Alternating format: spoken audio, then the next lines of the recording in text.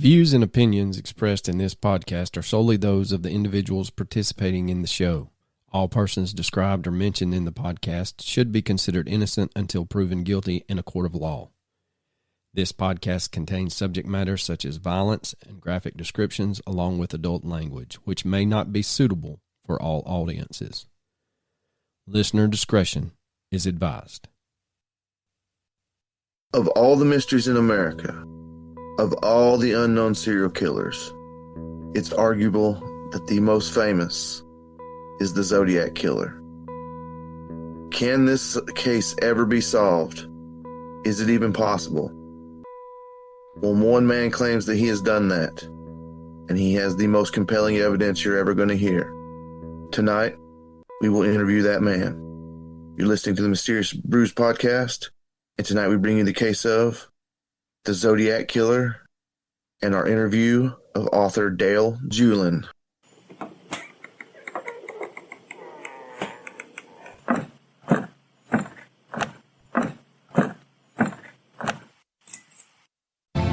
Well, it is one of the biggest mysteries in the country. Who was the Zodiac Killer? The serial killer terrorized the San Francisco Bay Area in the late 60s and is believed to be responsible for at least 7 murders. There may now be a break in this case, though. A nonprofit group claims that it has identified the Zodiac Killer. Fox 9's Mary McGuire joins us from our newsroom tonight with this story. Mary? Well, Amy, this group who claims they cracked this case, there aren't a bunch of amateur armchair detectives. It is made up of former FBI agents, military officials, and forensic investigators from all across the country, and they say they're confident they have solved this mystery. A group of independent cold case investigators claims they have solved the more than 50-year-old mystery of the Zodiac Killer. Welcome to a deep, dark, dank, moist basement somewhere in the bowels of Georgia. As you can tell from the opening with Coach, we have reached out to our great friend, Jen Bucholtz, and we can't thank her enough. She is awesome, man. She has been gracious enough to be the go-between us and author Dale Julin. For those of you that don't know Miss Bucholtz, she is a faculty member, criminal justice and forensic science at American Military University. She is also a cold case criminal investigator, part of the Case Breakers, and she is currently employed at the El Paso County Sheriff's Office. So she's got her stuff together, and you can read her bio at linkedin.com/IN/Jennifer Bucholtz, Bucholtz. And Mr. Dale Julin was the evening news anchor at WJCL TV 22, the Hearst television station in Savannah, Georgia, and that is where he retired. Before that, he worked at the Sunrise as the Sunrise news anchor at KSBW TV8, also a Hearst television station in Salinas, California. He is a Peabody Award-winning investigative journalist. Actually cut his teeth in the journalism business in 1981 with the one and only David Brinkley. So without further ado, we bring you our interview with Miss Jen Bucholtz and author Dale Julin, as he explains to us who the true Zodiac is. All right, ladies and gentlemen, we are interviewing Mr. Dale Julin, the author of a new memoir concerning the Zodiac crime, or I guess you could say the Zodiac rabbit hole for most of the true crime world out there. Mr. Julin, it is an honor and a pleasure to have you on here. We also are joined by Jen Bucholtz. Everyone knows that Jen's been a guest on our show before. I like to say that Jen and I talked before she was very famous, so that's how we know Jen. I like to watch her on the TV. So, Mr. Julin, I know... Oh, call me Dale, please. Okay. Come on, Arlo. Come on, Coach. All right, Dale. I will say, after reading through your book, towards the end of it, you talked about the podcast monster Zodiac Killer. And at that time, I was traveling back and forth an hour each way listening to podcasts, and I got eyeballs deep back in this case. I just absorbed everything Zodiac. So I had to push away from it because, you know, like everybody out there. There's so many rabbit holes to go down. Before we get started, I wanted to just kind of say that you have a personal tie to this case, and in your memoir, you talk about, and you open up the book with how you actually got on the bus one day, and there's the principal or assistant principal on the bus, and you kind of knew what was going on. Yeah, well, Coach, thank you both for having me. And Jen, good to see you on the Zoom. So I was 14 when the killings were happening all around our home. I grew up in Green Valley outside of Fairfield. That's just over the hill from Napa, just over the hill from Vallejo, just down the road from Benicia, and of course, 45 miles away from San Francisco. And the personal note that I start the book with is to have to go back to those days when the Zodiac Killer, after killing people in several places around my home, killed a cab driver in San Francisco and then sent another letter to the San Francisco Chronicle outlining how he'd like to school children make nice targets. I think I shall shoot out the front tires of the bus someday and pick off the kiddies as they come bouncing out. That led deputies, sheriff's departments and police departments all around the Bay Area to put patrol cars behind all school buses coming in and out of rural areas, for example, like ours, because we were 7 miles outside of town. And the deputy would wave at me as I was in the back of the bus, and he would look very much out towards the next row of trees or that sort of thing. Zodiac terrorized the Bay Area. Parents took their kids to school for at least a month so they wouldn't ride on the bus. So I remembered that. I remember how scared and how we all wanted them to catch Zodiac. And that's what I left behind decades ago. I mean, that had to be absolutely I was not what you'd call a Zodiac nut by any means. I was just a journalist doing a morning news show. And I really had gotten out of investigative journalism.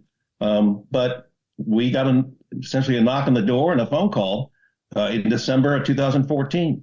Where would you like to take it from here, Arlo? And you're going right along with it. That's what I was going to talk about. You know, you get a message from Katie Corrado and Dave Markowitz saying, hey, there's this homeless guy asking for you. And you're like, great, you know, what have I done? How did I get on this guy's radar? And then you say in your book, you just had that gut feeling like, man, this guy might actually have something. Okay. So, you know, I'm doing a morning news show for the NBC station and the Hearst television station, KSPW TV8 in Salinas, Monterey, Santa Cruz.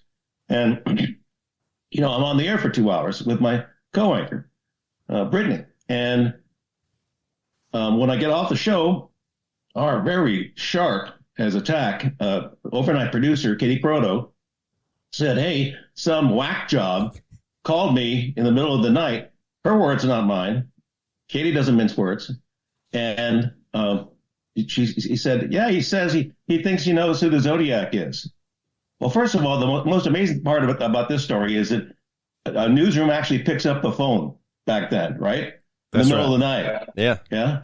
Okay. So, you know, text me later, see what Twitter is goofing with today. That's these days, right? That's right. Then Katie says, KSPW, may I help you? And he says, you got to help me. I'm homeless. I'm on the run.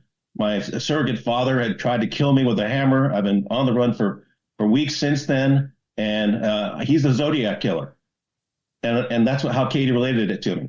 And I just started laughing because, as you probably know, back in the late 60s, early 70s, when this was all happening, because so many millions of people were terrorized by the Zodiac Killer, they took every lead seriously, right? And they made every phone call. But over the decades, because he just kind of went away about 1974 or so, right? He just kind of went away, stopped sending letters. And, the phone calls to the newsrooms, I was in various newsrooms around Northern California from 1985 on. And, it used to be like several times a month. Oh, a guy says he knows who the Zodiac Killer is. He's on line 4. Who wants to take it this time? It went from that to, once every year, somebody make a call, right? And they never went anywhere. And I wasn't paying attention. I never did any Zodiac Killer related stories at all at that time, all those decades. But the homeless guy sent our general email about a half dozen emails of pictures. And Katie says, you like these strange stories, Dale. Why don't you take a look at those pictures? So I opened the first one, the first email.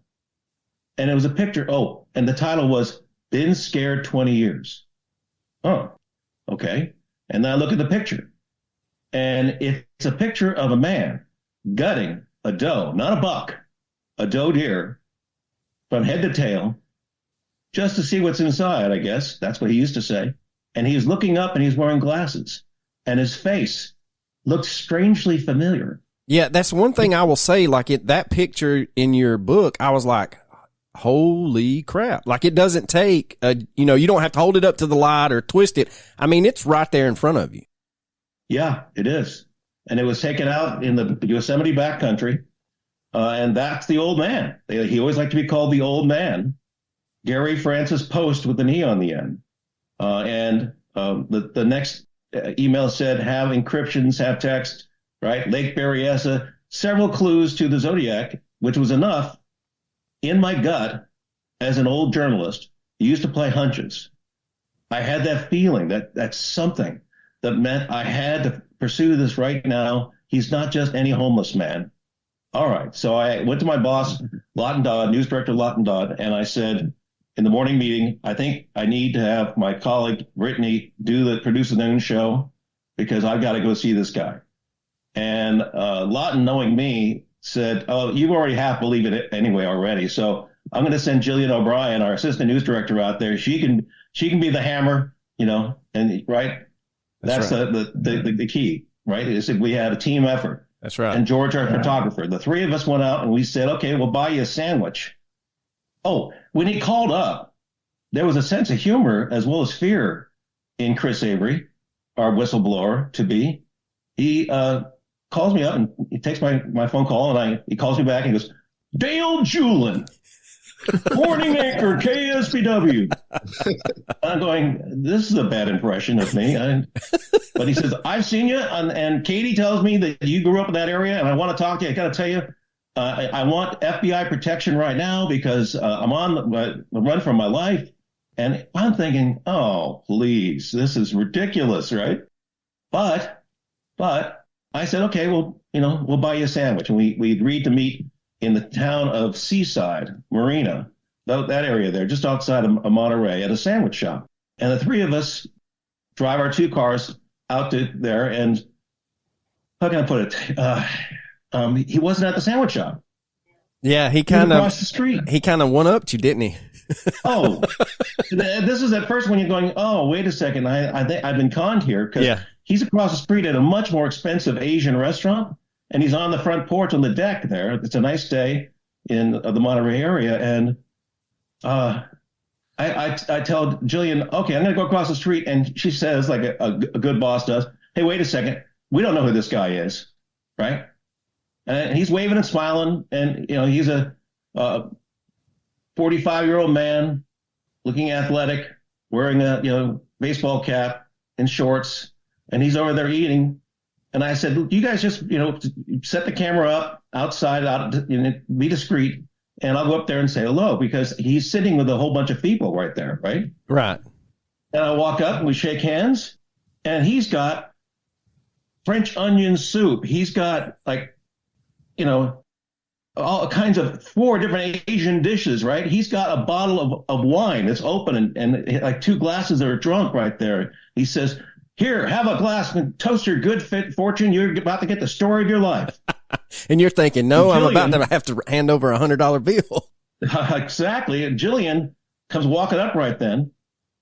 And she says, we are not drinking here. Right. And Chris Avery instantly hated my boss because he was being told by a woman, right. To behave.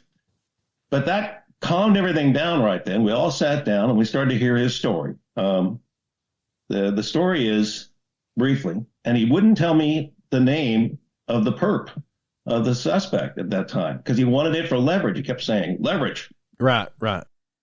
Should I just continue here? Yeah, I was going to say, the only thing, what I read was, how did you feel when he kept referring to him as the old man, and then he just drops kind of inconspicuously, hey, this old man writes with both hands, and he always has these strange doodles around the house.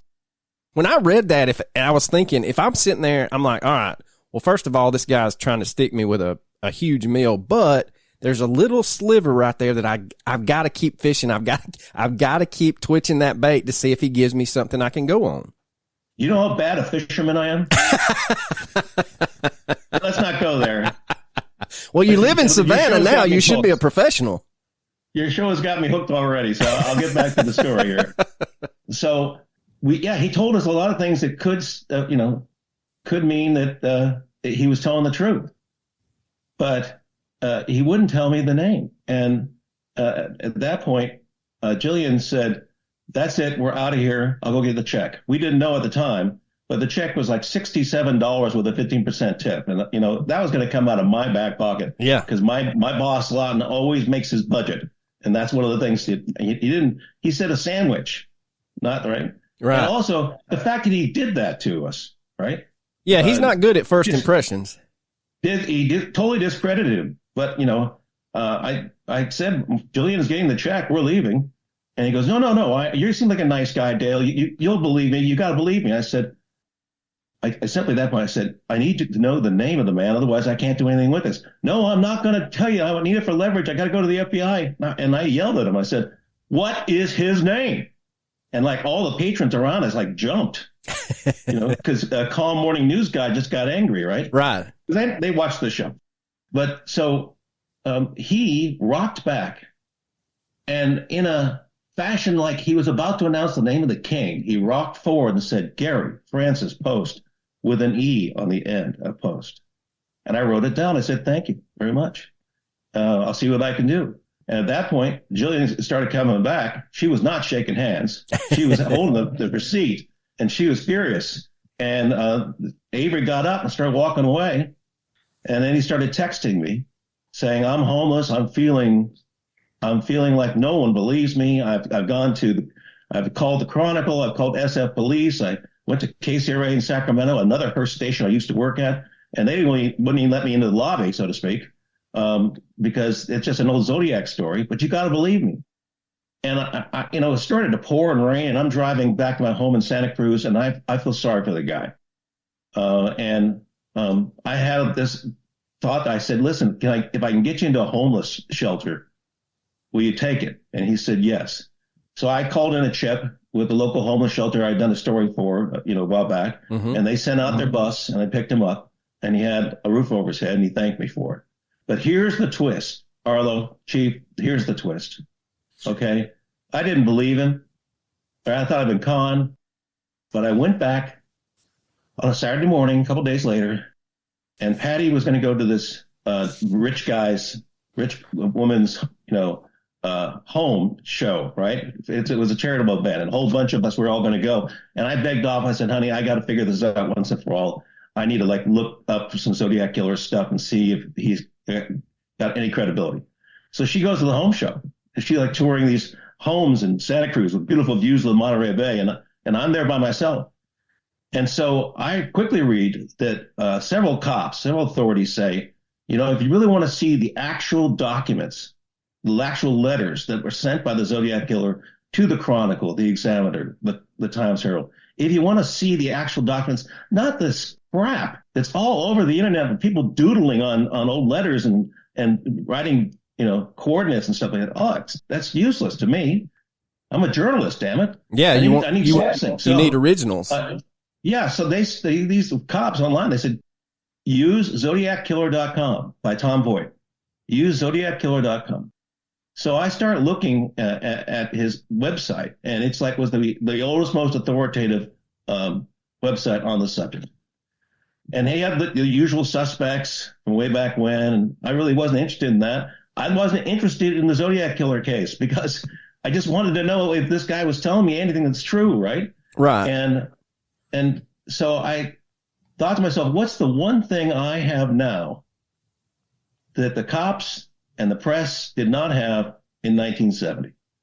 Well, I have the name, Gary Francis Post with an E. I looked him up online, nothing, just a little vandalism charge.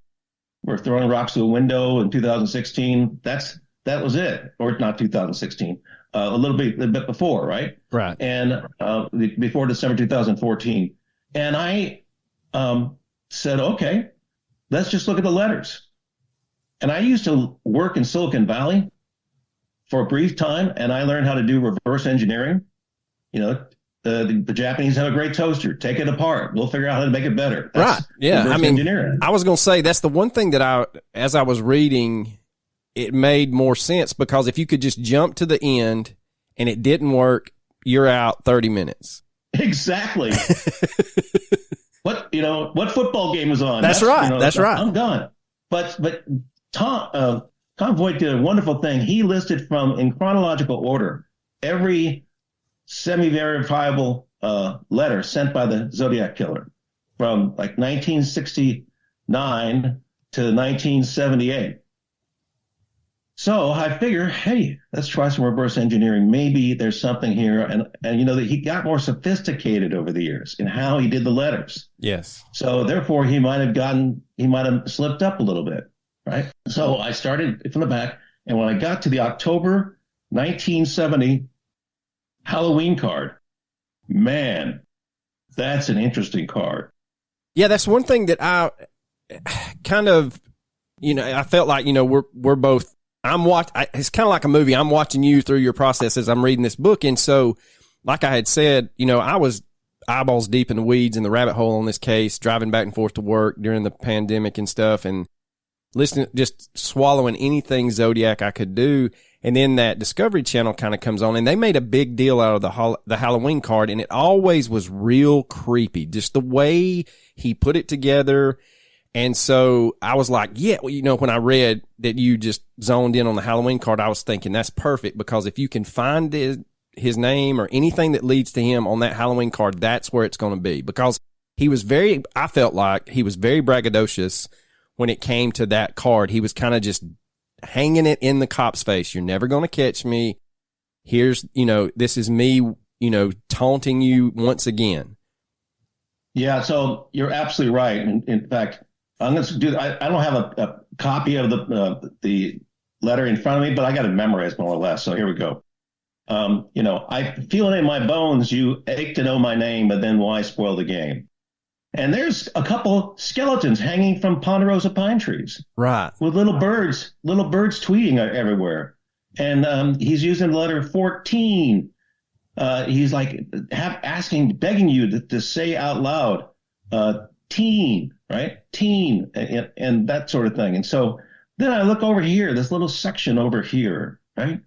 And if I can do it from memory, he's bragging about how he's killed his people so far, by gun, by knife, by rope, by fire. And then in the center, it says Paradise Slays. Paradise spelled like a pair of dice, pair of dice, right? Not like it should be spelled. And I'm looking at that, and there's only so many letters there. So I said, okay, I tell you what, Arlo, do you have it in front of you? I actually have the book still in front of me, so yeah, okay. I can scroll up to the Halloween card. You got it? Hold on, let me get. Yeah, please do. I'm going to ask you to do what the FBI and the police and my colleagues at News 8 all started to call it. They had called it the drill. Right. Because this is what started it all. I will say, as your book, I'm like, all right, Dale, I'm going to play along with you. So I'm reading, and then I'll scroll down and I'll find the card, and I'm like, and I'll be honest with you, the 14 and the teen, and I'm like, what is the deal with the teen? And then, like in the drill, it just magically pops. Yeah, Arlo, let's do it. Let's do the drill. You ready? All right. I got the card in front of me. Okay, you got that little section, right? Yeah, the Paradise Slays. It says by fire, by knife, yes. By gun. Yes. Okay. Those letters. There's only so many letters there. That's right. Let's try this. Ready? All right. Is there a G there? Yes, sir. Is there an A there? Yes, sir. Is there an R there? Yes, sir. A Y? Yes. An F? Yes. An R? Yes. Notice it's a separate R. Right, and that's what... But go ahead, yeah. And it's because I'm just kind of going back the last couple of days, and so at the R, as I'm reading this, at the R, I'm like, holy shit. And so go ahead. Is there an A there? Yes, sir. Is there an N there? Yes. A C. Yes. And that's where the misspellings and kind of just a little backstory, everyone kind of thought that those misspellings were on purpose. And so when that C pops during the drill, I'm like, all right, check box number 12 off. Let's go. Let's keep going. So. Yeah. Also, before we keep going, you notice one of the ends is backwards? Yes. You know what that means? They used to put backwards ends on the tombstones above graves. Because God could look down and get it right. Right. So that indicates a grave. All right. So now back to the drill. I think is there an I there? Yes. Is there an S there? Yes, sir. Is there a P there? Yes. An O? Yes. When I was doing this in my home all by myself with just me and the two cats, right? Right. Abby and Eloise, I got to tell you, they never looked up, but hair started going up at the back of my neck at that point. I couldn't believe it. I could not believe it. All right. So, me too, when I first read this. What, Jen? And me too, when this is the part where it's like, oh my gosh. Right. It's the aha moment. Yeah. Yeah, absolutely. Mm-hmm. Anyhow. So is there a T there? At first, no. But then as I start looking and I had kind of fast forwarded. And we'll get into it, but I start looking at not on the Paradise Slaves. And so I'm like, well, if I have to use a T on another side, is it really going to work? And then go ahead and when it does, and you explain it in your book, I'm like, oh my God. Well, okay. So, at this point, in December 2014, just at my desk in Santa Cruz, California, I'm disappointed. I thought I had a theory, but there's no T. But is there an E? Of course there's an E. So everything Gary Francis Post spells out, but the T. But then I start looking at the letter again. He's saying teen, T, over and over again. And that's when I saw it. Big as light, plain as day. Right there in the middle. Paradise Slaves is in the form of a T, a large T, Paradise Slaves. And I realized that whole letter was just to get to you, if you knew his name, figure that out. And I just, I couldn't believe it. I could not believe it. So I said, what am I going to do? I'm going to have to call the cops. I got to call the cops. But first I called my wife, Patty, right? And you recall what she was on the tour. Yes. And I texted her saying, honey, I just found his name in one of the Zodiac Killer letters. I can't believe it. And she texts back to me, amazing. Right? So proud of you. And I think, what a wonderful woman. I married up. Quickly realizes what I've discovered. I love this woman. And then she texts, sends like a picture of a nice Monterey Bay home and says, look at these pictures. Look at these homes are incredible. It's all custom furniture, everything. I'm going, oh, she's in full house envy. She's not even paying attention to me. Yeah. But she quickly caught on, right? And I called my boss, Lawton Dodd, and he said, well, you're in Santa Cruz. Why don't you call Kevin Vogel, the chief of police? And I knew the chief of police from various charitable events. I called him up, and he did his best not to laugh. So I go to Santa Cruz Police, and there is a very young officer, and she's taking me seriously. And there's an older officer who's doing his damnedest not to break out laughing because they've had to deal with Zodiac Killer tips forever. So they took my statement down, and they mentioned to me, as was the chief, that none of the killings happen in Santa Cruz, so it's not their jurisdiction. Right. Very important. Jennifer, if you could pick up on the meaning of jurisdiction, because there's a number of Zodiac Killer murders, and I'm tired of listening to myself, so pick it up. You are the subject matter expert, though, on your work. So that's right. Thank you. Oh, it's just jurisdiction. Just, every agency has a jurisdiction, which is basically the boundaries of the geographical area that they cover. So if a crime isn't committed within those boundaries, that agency can't, what we say, they don't have jurisdiction over it. And they don't have the authority to investigate it unless, and the agency that does have jurisdiction asks for their help. So because none of the murders that have been officially attributed to Zodiac were committed in Santa Cruz. Was it county or city? I forget what you went to this. The city of Santa Cruz. That department doesn't have any authority to do any kind of investigation on the case. So that's what that means. And actually, all those years ago, the Zodiac Killer, a.k.a. Gary Francis Post, took advantage of the cross-jurisdictional boundaries or lack thereof. He does his first killing that we knew of at the time. His first killing in December 1968 in Lake Herman, that area there near Benicia. Right. In the North Bay area. He does his second killing, and it's at Lover's Lane. He shoots and killed 2, high school students who are out just, necking, Yeah. And then in July 4th, he does the same thing just up the road in Blue Rock Springs in Vallejo's jurisdiction. And the man survives, but he's shot in the head, and she's killed. And then he has another killing a little while later in September 1969. At Lake Berryessa, just up the road from where I grew up, in Napa County. He wears a mask. He ties up 2 people, and they're like folks dating, and he stabs them in the back, severely wounding the man and killing the woman. Then a month later, he kills the cab driver, Paul Stein, in San Francisco. So you see how he crosses jurisdictions constantly. Yeah, and don't you agree? Yeah, well, I was going to say one thing that I kind of picked up on when I was eyeballs deep in it was he was very calculated to make sure that he didn't revisit a jurisdiction.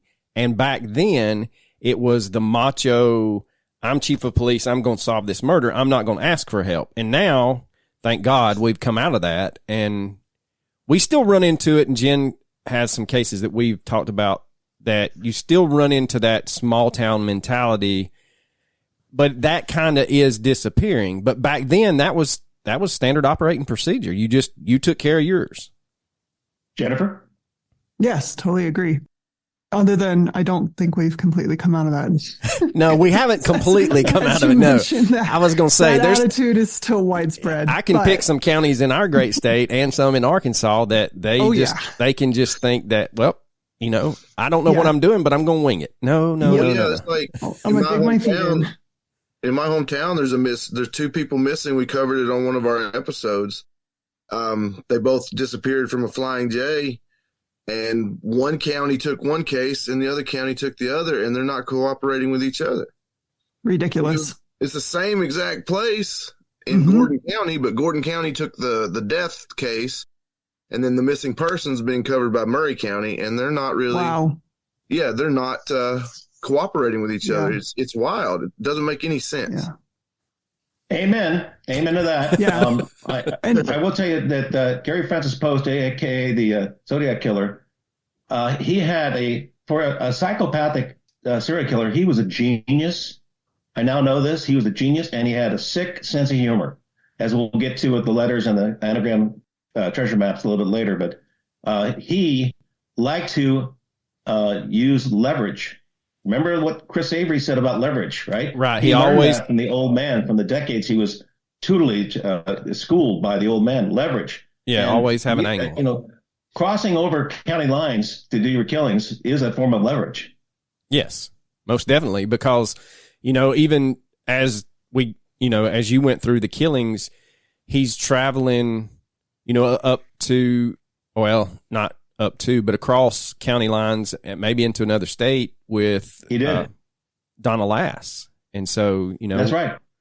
Yeah, but yeah, go ahead. I mean, well, I was going to say, at that point, as you're talking to authorities, you've got to believe, hey, I've got an in, I've got I've got a hook in this. I think this is going to lead somewhere. And you kind of knew that, like you said, it's a 50-year-old case.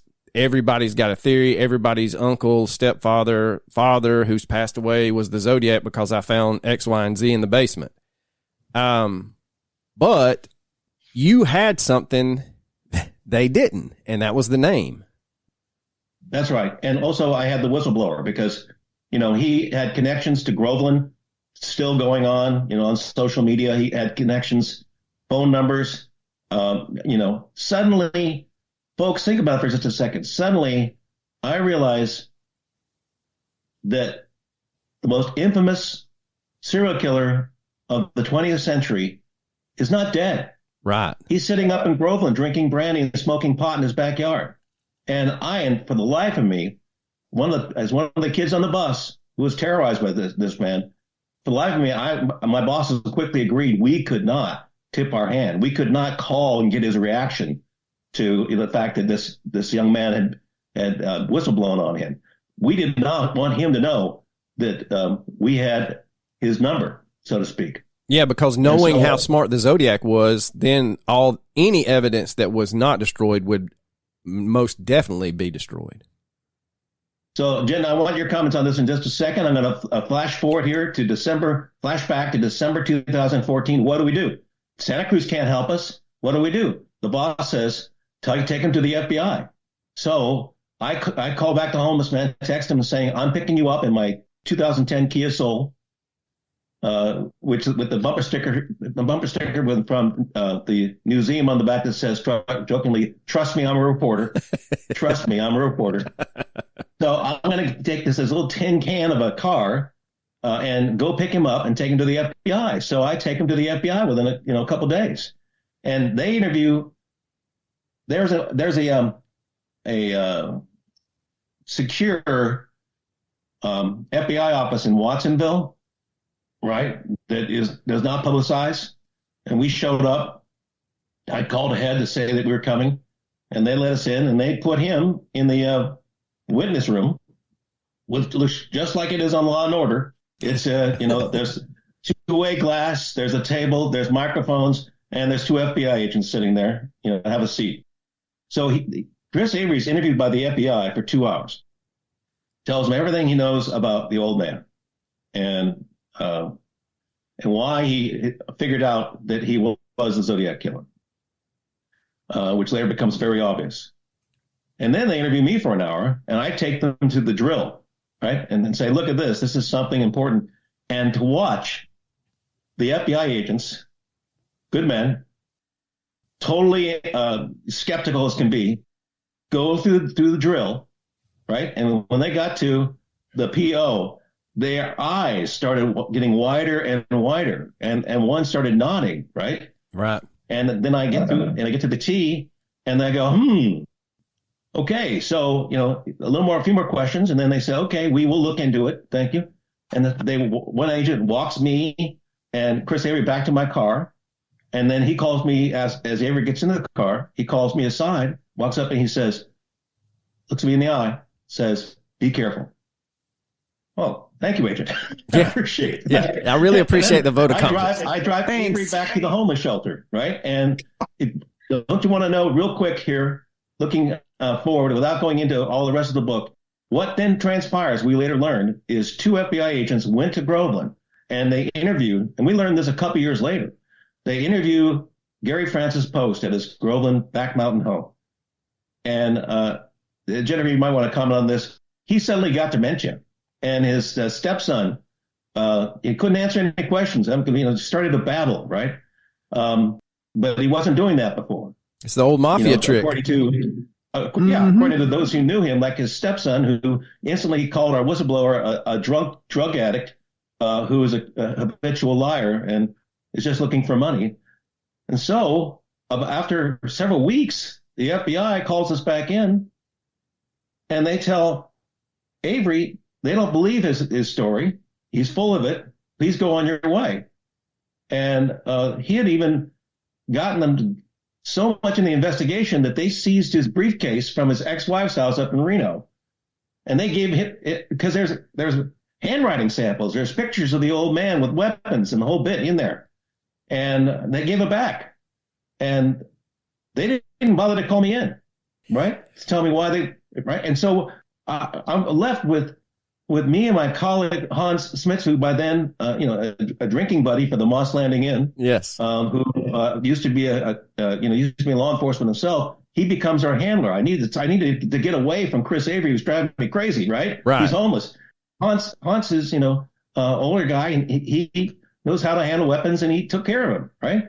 But we got him a hotel room, and we started to look through the briefcase. And that's one thing I wanted. Yeah, that's one thing I wanted to ask you was, when you opened that briefcase, how disorganized was it? Was it one of those typical, you get something back from law enforcement and it's just in no order, they're purposefully just dumped everything disorganized so that you have to reorganize it? Or was Chris able to like spread it out and pick out what he needed to give you? Oh, he was first of all, yes, you're right. It was just a jumble full of his life. Right. This, that, and pictures of the old man, the handwriting samples of the old man, and fingerprints of the old man right there, right? And DNA of the old man right there. Yeah. Jennifer, please comment on what that was, a treasure trove the FBI just gave back to me. Well, we don't know what they did with it. I mean, it's possible that they made carbon copies of everything that they could in there and put it into a case file. So but they should, if they were taking it seriously, they should have held that as actual evidence, I hope they at least made copies, but yeah, you're right. I mean, I think it was an opportunity lost because, as you said, they could have, had his prints, DNA, and who knows what else. I mean, I'm sure, well, as you know, but there's other clues within that briefcase that they, I guess, didn't think were important. Well, we sure as hell took it seriously. We made copies of everything. We caught the pictures of him directing the young men like Avery up in pine trees in Yosemite, hanging bear caches. I think everyone knows what a bear cache is, but I'll explain anyway. It's what you put up in a tree if you're a hiker, camper, all your food and stuff like that, where the bears can't get to it. That's what he did a lot with his younger posse of men who were 20 years younger than him when he'd go on these camping trips, pack horse trips, back in the high country of Yosemite for years. They would shoot, they would blow things up, he would kill all kinds of animals, and they would say, "Old man, why are you killing raccoons and bucks or does and all that?" And he would say, "Because it's thrilling." So Gary Francis Post, and Jennifer, this is your forte. He was a thrill killer. Definitely. He liked the challenge and he liked the adrenaline that came from it. That's very clear. Yeah. So we kept emailing everything we learned, quietly. Post now knows that somebody knows who he is, right? Right. Because the FBI knocked on his door. And we kept emailing for months. John Connell of the FBI, the head of the San Francisco office, that was the office that was, looking into the Zodiac Killer open case.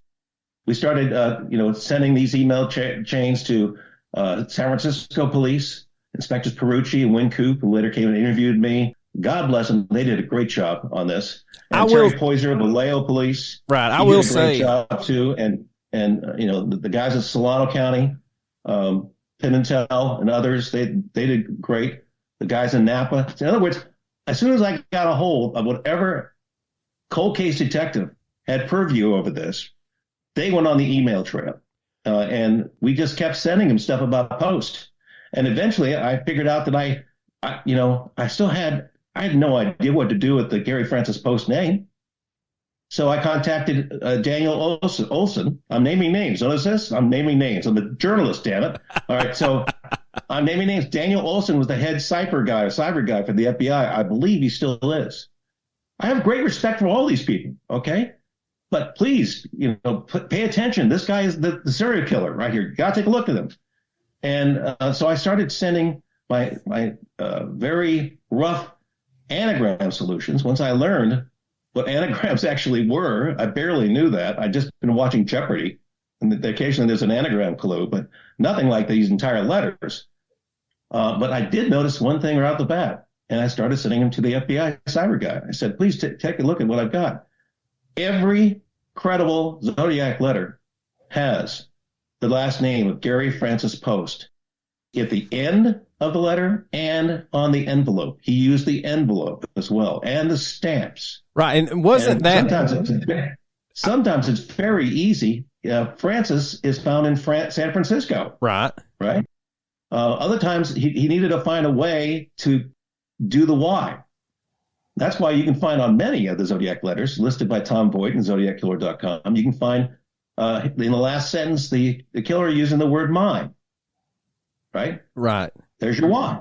Yeah, and that was one of the things that he originally, when he contacted the newspapers, was, if you're smart enough to decipher this, you'll have my name. And so that was a genius move on your part to use that as the, quote, key. And I loved how, and I was explaining this to my son, he's 18, way smarter than I'll ever be. And he's... That's very true. Thanks, Coach. So because he was like, Dad, do you really think this guy solved the Zodiac? And I said, well, son, I said, I'll let you read the book and you can make your own decision. I said, but he does a great job of explaining why he used Gary Francis Post as the key. I said, so before you pass judgment, go back and read up on how they broke the Enigma code. I said, because he used the same science. I said, and that right there, I think stands out among everything else, that if they used that key or that thought process to find that key in the Enigma code, he's smart. As you said, he's psychotic enough and he's, crazy smart. He's going to do that. And so I thought that was my fishhook last night, to get to twitch in front of him, to be like, cause he loves puzzles and stuff like that. So, but yeah, I thought that how you tie that in the book is tremendous. Not just cause I can just hear the naysayers, as Coach say, they always say nay. Yeah. That's right. They're about to come out of the woodwork again. Yeah, but okay, listen, yeah, folks, that's all right. That's fine. I wasn't into the Zodiac Killer. I was just doing my job, right? Right. There's a knock on the door. There's a email, and I'm just followed like I did any other case. Well, okay. So to your point, the reason why Gary Francis Post could be such a brilliant cipher guy, using anagrams and other things like the 340 cipher in the dripping pen letter, is that he was a radar man, U.S. Air Force radar man, trained in part by using a 1950 cryptography manual passed out by the Army, and it was secure. But we noted in the book that's where he learned it. And the reason why is, you're at your radar station up there in Greenland, and you're wondering if the Ruskies are going to come over the pole, and you got to be able to understand ciphers and codes. You got to be able to understand what you might be hearing. So that's why he was trained at it. That's why he was good at it. And touching on that, when he's in Greenland, do you think, and I kind of thought this after reading through that, do you think through that accident that he had in Indiana, and your sister, bails you out with the Google search there, she, when you start looking into that accident in 1959, do you think between the accident and I guarantee he had head trauma, and then the public shaming that he went through and the transfer to Greenland, he has like I would say that's classic PTSD, and then he's isolated where he's not getting any help for it, and so that breeds or festers his psychosis. I agree. Jennifer, take that first. I totally agree. I mean, okay, so I studied TBIs for my master's thesis, so I know a lot about brain injuries and how they affect your frontal lobe, which is your area of reasoning.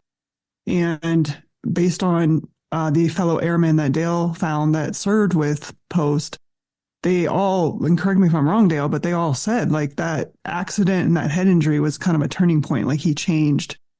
Something in him changed after that, which makes sense. I mean, he suffered a horrific head injury. I think, didn't he lose his teeth or something? I think he had a skull fracture. And so, I mean, it was a serious brain injury. He was in the hospital for a while. You could see the scars on his forehead. That's right. Yeah, his forehead was scarred up.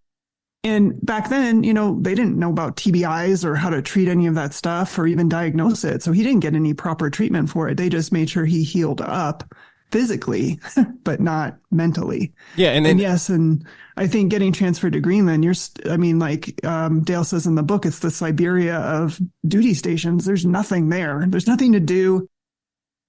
You're just with your own thoughts. Yeah, exactly. He's in his head all day long, and starts forming these ideas, I think. And he said he around the campfire, he would tell the young men like Avery around the campfire as they're smoking pot and drinking brandy, which I later learned. I said, why didn't you pack in beer? And he goes, too heavy. Oh, okay. I'm not a good camper either. All right. So we aren't either. We don't do camping. Outdoorsmen. Yeah, they were expert outdoorsmen. And so the old man would spin the tales. He'd say, yeah, I lost my buddy in a traffic accident in 1959. I went through the windshield myself. When I come back to the base after, head surgery and all that, and there on the front of the base in Indiana is our wrecked Jeep. And there's a sign that the head of the base put out there. It said, don't be like these airmen. Don't drink and drive. So he's totally shamed as he comes back to the base, and everybody knows that he survived this accident. And then he's immediately transferred up to Thule Air Base, the radar station up there on the DEW line, the DEW line up there, as far away from the United States as you can get in the U.S. Air Force. And that I'm sure that'll be argued about, but you know what I mean? Way out in the boonies, okay? And he told the young man around the campfire, he said, and for months, all I had was to look out or stand out in the cold, frozen wasteland or sit for hours and look at my radar screen. A circle with a cross. Circle with a cross. And I think that was another aha moment when Jen first told me about how you had solved this before I read the book, was we all looked at it like a scope, and now it just makes more sense if you look at it. It is a scope, but it's a radar scope. And the lines extend past the edges. That's right. What's so important about the Zodiac symbol. A scope on a weapon, the lines stop. Right. The crosshairs stop at the edge. But on a radar screen, although the screen physically stops, right, because you can't have an infinity screen in front of you, but technically the lines extend to infinity or around the globe. Correct. And I think that's what he thought he was giving, or he was giving a big clue to his identity in using that symbol, but nobody caught on that that's what it was. I was going to say, talk about the little boats up in Greenland too. Well, it's in dispute, but I was told by a number of Air Force guys and all that, looking into it, my dad, for example, had actually landed a couple times at the Thule Air Base back in the 50s and such. Now, I honestly, I'm gonna say this, but I'm not sure that I can prove it per se. Jen, I really can't. But this is what I was told, that to get off of the ships, if you were going to not fly in, but you're going to get off the ship and go, haul some stuff or whatever to the various bases up there, some of the things you do is you get off the bigger ship because there is no port, and then you get in a Zodiac boat, a little inflatable, and 6 of you would go over to the dock and get out. And the joke was true. Yeah, the joke was, according to these guys who had served on the radar base in Indiana, that Zodiac boats operate under the radar screen. Correct. Yep. So that's a nice little metaphor. I've been told too, like, no, they didn't do that. Okay, fine. Let's just move on. That's not a major thing, but it sure is interesting. Well, another interesting point to that, to kind of give that a little bit more credibility, is if we touch on the fact that he had a TBI, even back then, they're probably going to be like, look, this guy does not need to be on an airplane. So he needs to travel up there by ship. And so that kind of leads credence to all of that, because you're not even back then, they knew certain things about the brain that pressure in an airplane would magnify those problems. So I totally think that you're on to something with all of that, because he's going to have to be shipped in. He can't fly in.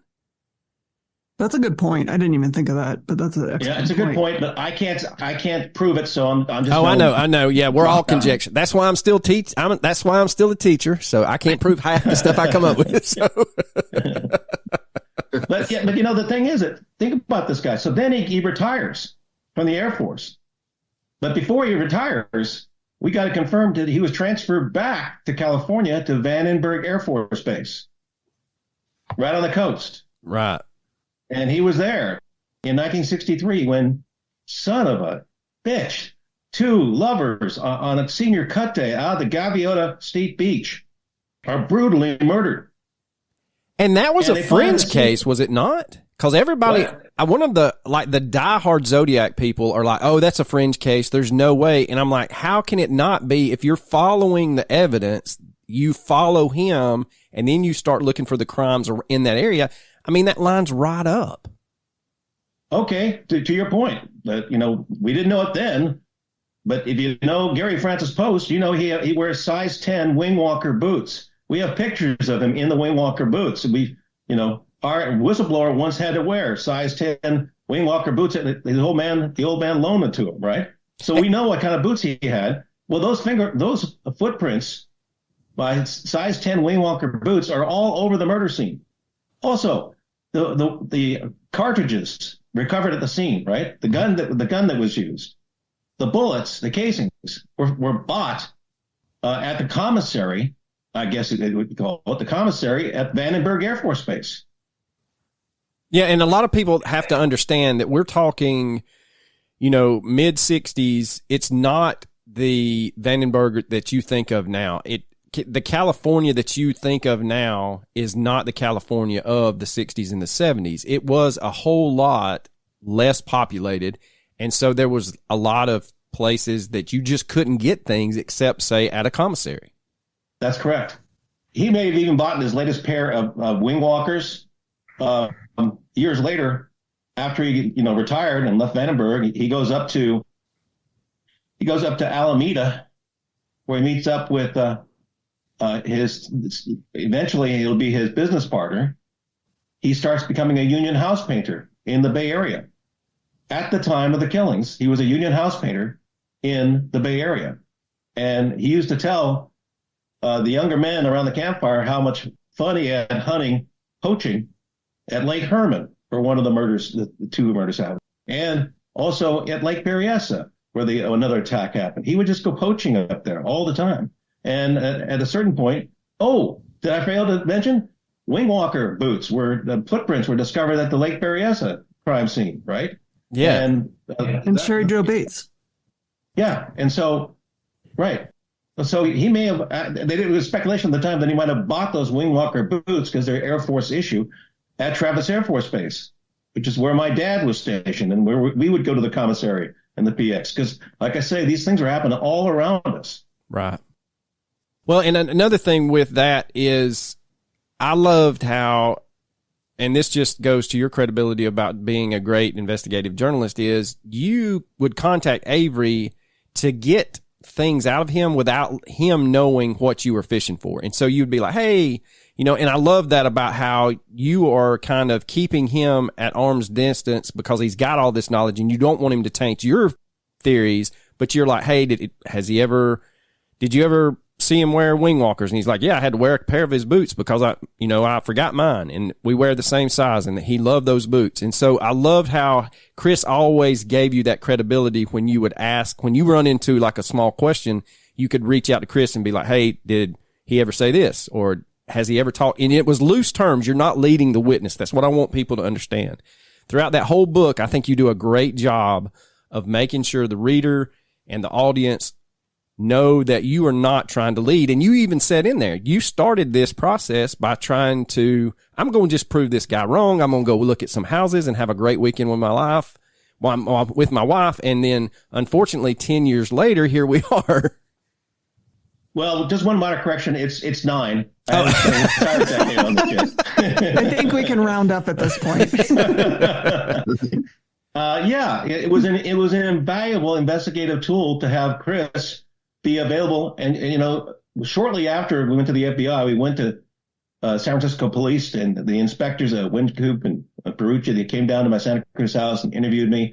And then they called Chris Avery because by then he was in Montana, right? Because he feared for his life, so he went to Montana, and we, my good friend, the captain Hans Smits, has a little money, right? Yeah. And he just started, putting Chris up in a hotel room, and then when Chris wanted to go to Montana, he paid for the train ticket, right? And he also is a member of, I think, the Elks or something like that. So Hans was able to, through his social club thing, the Elks, the Moose, I'm not sure, but he's a grand poobah woman, right? So he went up and made a call to another grand poobah in Montana, and now what do you know? Chris has got a job, up in Montana cooking and stuff. So that essentially saved our whistleblower's life, and as a result, and then San Francisco police interviewed him at length, and they pursued it.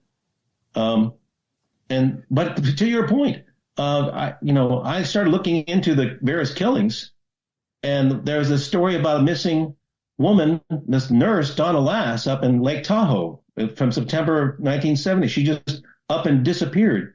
And I asked, Chris about that. He knew nothing about that case, nothing. So therefore, he would be no help to that. But by then, the FBI, I contact Greg Olson, and it's the spring of 2015, and we're sending all this stuff. And I've sent several primitive anagram solutions, but all with his name in it, to the FBI. And I call him up, and Greg Olson says, I can't talk to you now. Right, and I thought that was so weird how he didn't come out and say, I personally can't talk to you. It's almost like he was trying to tell you, I've been told I cannot talk to you. It could be either. I still to this day don't know. But either than that, he never talked to me again. And at that point, I was just starting to figure it out. Right. So how can I've already gone to the FBI, but I was, it's just me. I know. My colleagues bouncing ideas off each other in the newsroom in Salinas. And you're a self-taught anagrammatist. I think I said that word. So you've become an expert in anagrams and I am so sick and tired of anagrams. Don't tell him that. I know. I love that. I bet he said it, 15, 20 times in the book towards the end. He's like, I'm so sick of these. They're so difficult. FBI, I contacted you. Just start your Wayback Machine computer and just take a look at these, will you please? Right. I mean, they could have knocked that out in like a week's tops. And then I think what just pissed me off, to be perfectly honest with you, was the fact that they could have either told you, hey man, you're on the wrong angle. None of this works out. All of this stuff that you've figured out is just not there. And then you could have gotten on with your life, or they could have come out and gave you the tried and true line. We can neither confirm or deny that you're on the right track, which confirms you're on the right track. Correct. That's what you call in the news business the non-denial denial. Right. Yeah, and we finally got that out of the FBI back in the spring of this last year, where they changed their tune from, out of respect for the victims' families, we can't comment on this case. Wait a second, you've interviewed me 4 times. Right. So would you please throw me a bone, will you? Pardon the pun. So throw me a bone and say you're looking into Gary Post. But no, in the spring, they finally said we can neither confirm nor deny the Zodiac Killer was Gary Francis Post, or that he's our chief suspect. But we learned from Jen, pick up on this real quick, if you would, from a source. We can't go on and do it any length, but from a source, we learned what?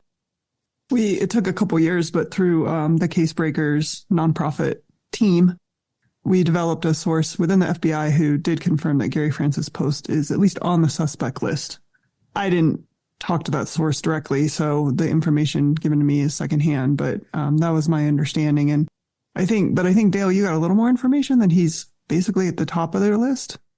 Yeah. So what's interesting is after, the Case Breakers, God love them, the Case Breakers broke that story, right?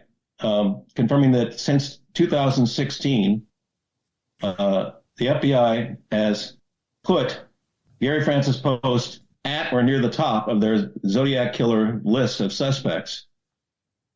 They changed their tune to we can neither confirm nor deny, because we were asking specifically at that point. And that's very telling, very telling.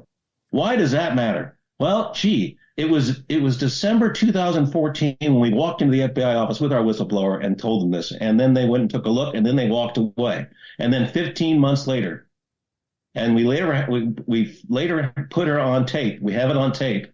We interviewed Mary Post, the wife of Gary Francis Post, in her assisted living center.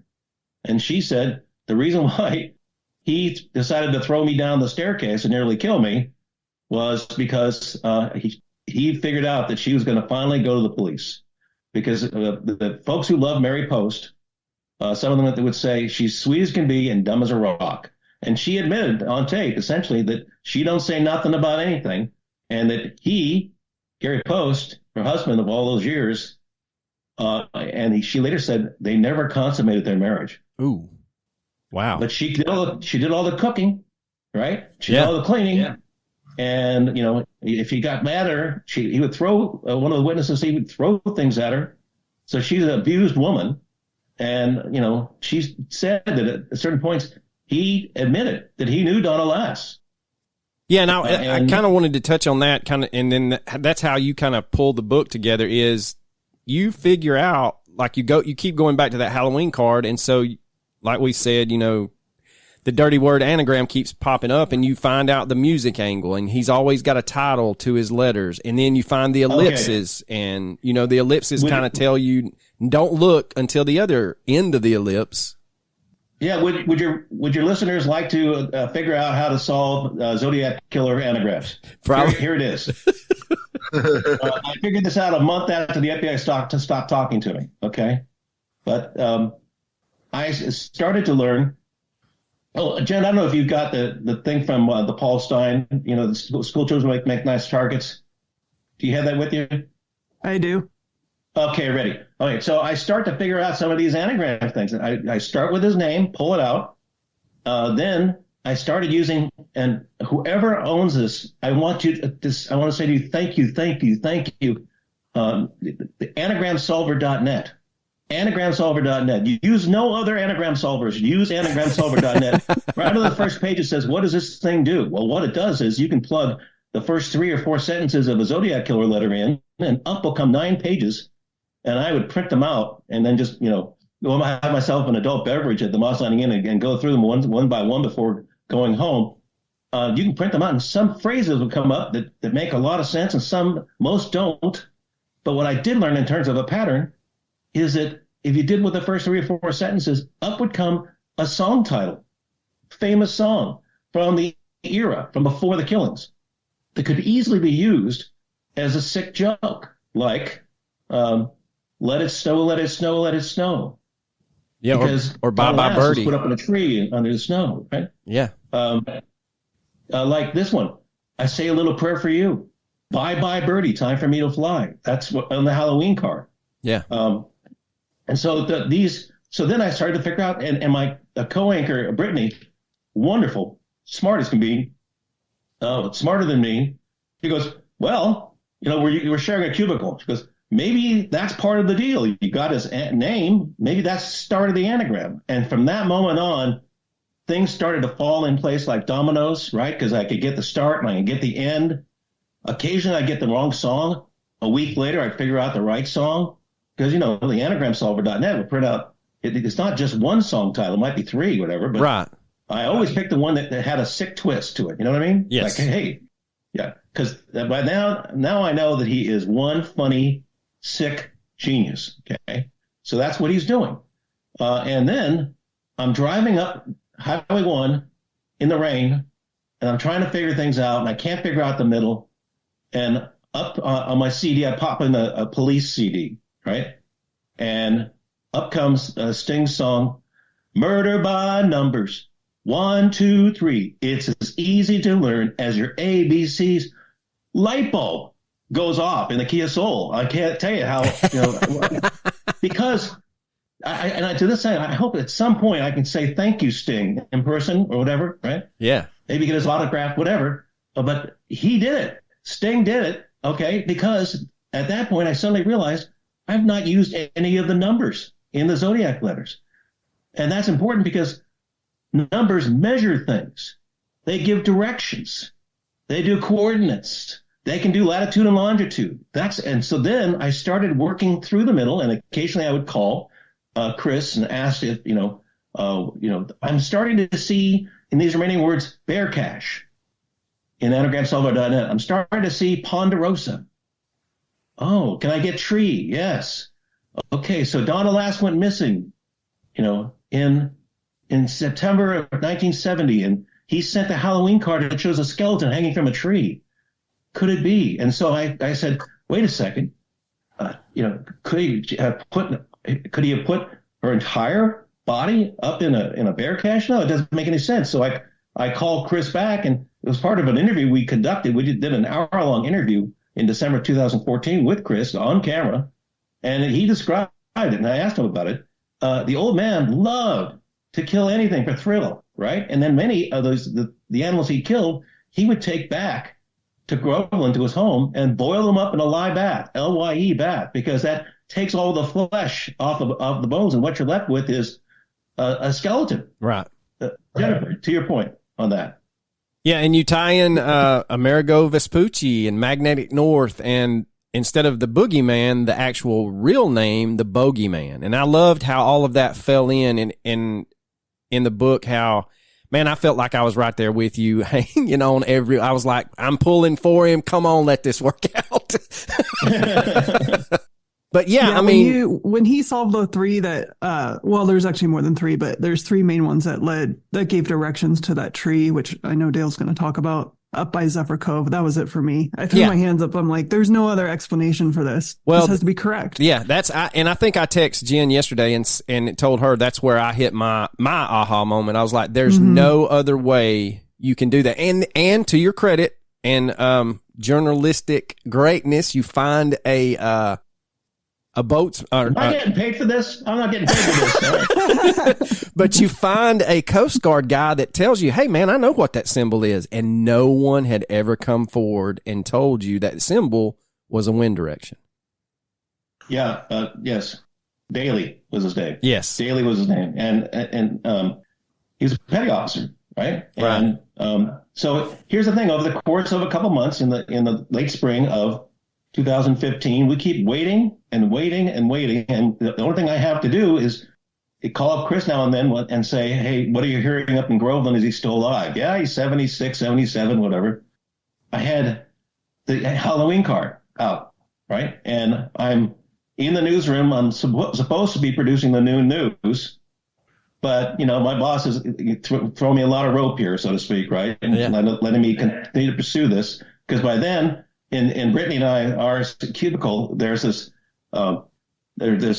calendar, old desk calendar that I flipped over for the cardboard. I didn't need the calendar, I needed the cardboard. And I would print out these letters from the Zodiac letters, every single one, and all the numbers. And I would print them out, and I'd put them down, and I'd pull out his name, and I'd move them around with the rubber back of a number 2 pencil and move them around. And to the credit of 99% of all my colleagues in the newsroom at KSPW, none of them, when I would close it up for the night and put another calendar on top and put my 5-pound weight on top, none of them ever disturbed that anagram solution being done. So in the Halloween card, folks can see there's a section, another section that says, sorry, no cipher, same N. Right. And it's in the form of a cross. And my father was a navigator in the Air Force for 30 years. Now, they don't have navigators because computers do it all, GPS. But back then, he taught me how to use my compass. I was a Boy Scout. There's even a dorky picture of me as a 12, 13-year-old Boy Scout in my full uniform and my Boy Scout manual that my dad took of me. And I thought it was appropriate to put it right there because it tells you how I knew this. We would do Boy Scouts, and we would climb to the top of Twin Sisters right outside of Fairfield and Napa. And I knew it was 1,266 feet up, for the Boy Scouts to climb because my dad never rounded off. He was an Air Force navigator. And we used our compass, and we learned how to do orienteering. Yeah. And so I was looking in the newsroom, I'm looking at that sorry, no cipher thing, and I'm seeing it's turned to the right a little bit. And I'm also looking at Paul Averly, the newspaper writer that he was addressing this to, but he misspelled Avery, no relation to Chris, Paul Averly, and he underlined the AV. Right. And I'm like sitting at the desk and I'm saying AV. Now, by now I know he's using synonyms and abbreviations. I know that, right? I already knew that. Mm-hmm. So AV. So I look it up. AV, and there's a number of, AV things, right? Abbreviations. But they're right there. There it is. Amerigo Vespucci, considered the first navigator ever. Oh, and then I looked at the sorry, no ciphers, turned slightly to the right, and I see it. Magnetic north. He's indicating magnetic north. I ran across the newsroom like a cub reporter at age 58. I ran to my boss, and I said, Lawton, look at this AV. Well, there's a lot of abbreviations, Dale. And I said, okay, Lawton, look at sorry, no cipher. That's magnetic north. We're going someplace. And can you see that? And he says, jokingly, I see that you're off your meds. but pardon the pun, he gave me the latitude to continue. So We did. And so that meant that suddenly all the numbers on the 3 Donald Ass related cards, the late September 13 hole punch card, the October 1970 Halloween card, and then in the following the late spring, I think it was February, the Peek Through the Pines card, in which he's literally showing something up in a bunch of pine trees in Lake Tahoe. Yes. All those things suddenly started to fall into place because I would start to use the numbers to give directions. And I would find magnetic north, MG, as an abbreviation. And then I would get the distances. And remember, he used everything, including the fact that it was 1970. Right. And I pictured you during this whole time, like out of the movie A Beautiful Mind, like you're seeing things that are not there and you're trying to grab them and put them on paper. And you're like, they're just popping out at you because, unfortunately, you had gotten into his head. And so you knew what to look for. Yeah, you really have to know him to figure out these anagrams. They're not simplistic. No. And I thought I was done with the book, and I won't spoil it for the readers once it's published, but for the readers, do not, after please read through all the postscripts. Yep. Because there's a whole nother, like you could have done a whole nother book just on the infrared stuff. Yeah. I want to get back to the last thing for just a second here, because, I had never been to Zephyr Cove, at State Line, Lake Tahoe. I'd never been to Zephyr Cove. I was sitting down in my house in Santa Cruz or at the newsroom, right? And yet these anagram solutions started to pop up once I started using the numbers. Like, how could I possibly use 1970? Well, maybe that's how many, paces it is to the tree, or by then I'm looking for a tree. And I also went back to the live bath thing. Yes. He did live baths with the animals that they were hanging him up in his house. They were his trophies, right? And so there, suddenly I realized, oh my God, he boiled 4 Donald Ass, dead, or a body in a live bath so he could get the skeleton that is on the Halloween card. And then he put her up in a bear catcher to that tree. All the numbers started working out to compass headings and direction and distance. And one, the third Peek to the Pines card was going to drive me to drinking, was the title. Right. And RV, rev up, the 12 CC 24 CC thing, right? There, and drive to a Lincoln, a Lincoln address. Well, the Lincoln Highway is right there. Right. And the RV park's right across the way. So therefore I figured maybe it was up there. And to your point, Petty Officer Daly, I said, he's at Lake Tahoe. I call him out of the blue and I just go for it. I say, officer, this is what I'm doing. This is what I can show you. And I show him the Halloween card. And I thought, like so many other folks, could have just blown me off. But no, he looks at the Halloween card. And you mentioned earlier that symbol? Yes. For an address, on the up of the envelope, right? Which one of my colleagues once said, it looks like a Rorschach test of the seagull taking a crap. Right. I thought that was a great description. But Petty Officer Bailey looked at me and says, "Oh, that's a wind barb." I said, "What is a wind barb?" BARB. Mm-hmm. And he explains it's a way that that nautical folks can describe very quickly the prevailing wind direction at a certain spot.